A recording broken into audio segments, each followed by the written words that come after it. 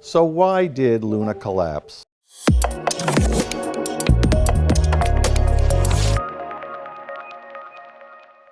Unless you've been living under a rock, you're aware that Luna, a stable coin, not so stable as it turned out, collapsed, and with its collapse brought down much of the cryptocurrency market.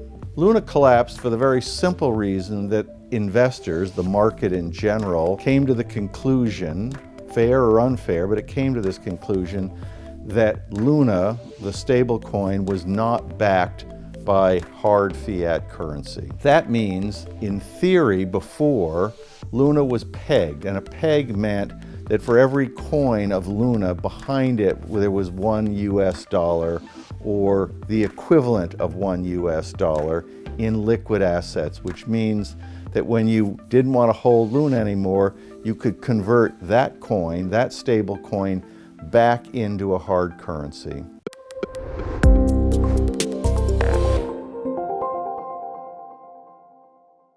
In the world of cryptocurrency, this was the equivalent before with fiat currencies of saying that the US dollar, for example, was backed by gold or perhaps silver.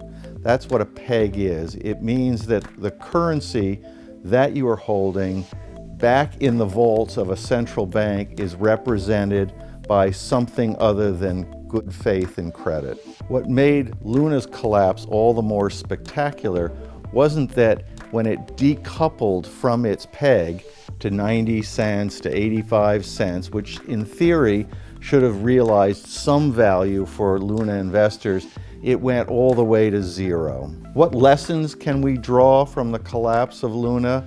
One lesson, and it's an important one for anybody who is investing in not just cryptocurrency, but in stable coins, those pegged to a hard currency, be it the US dollar, be it gold, be it whatever, is that at best, that represents the faith on the part of the issuer of that coin that it will remain fixed to the hard currency. There's nothing in the universe that guarantees that. Throughout the history of money, and now I'm predating the world of cryptocurrency back into the dollar, the pound sterling, many of them, in effect the successful currencies, were all pegged to something. Usually it was gold, but there were other assets involved. Now in the world of cryptocurrency, most are not tethered to anything. They are simply based on the blockchain and based on the number of coins and the ability of the market to monitor the issuance of new coins. That's the stability behind most cryptocurrencies. With stable coins, it's different. That is supposed to be a freely convertible coin back into another asset, mostly the US dollar.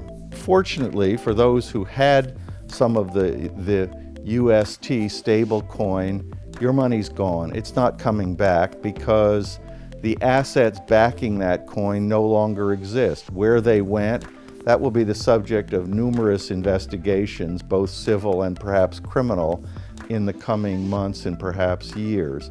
The fact of the matter is that while we hope in investing in a stable coin that the asset remains backed by fixed assets, there is no guarantee. So be very careful in deploying your assets that you don't deploy so many assets to one coin, however stable it might appear on paper, because there's no guarantee that when it comes time to convert that asset, that fixed assets will remain in effect, the bank vault behind the stable coin.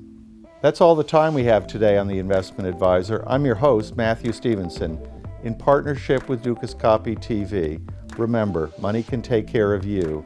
It cannot take care of itself.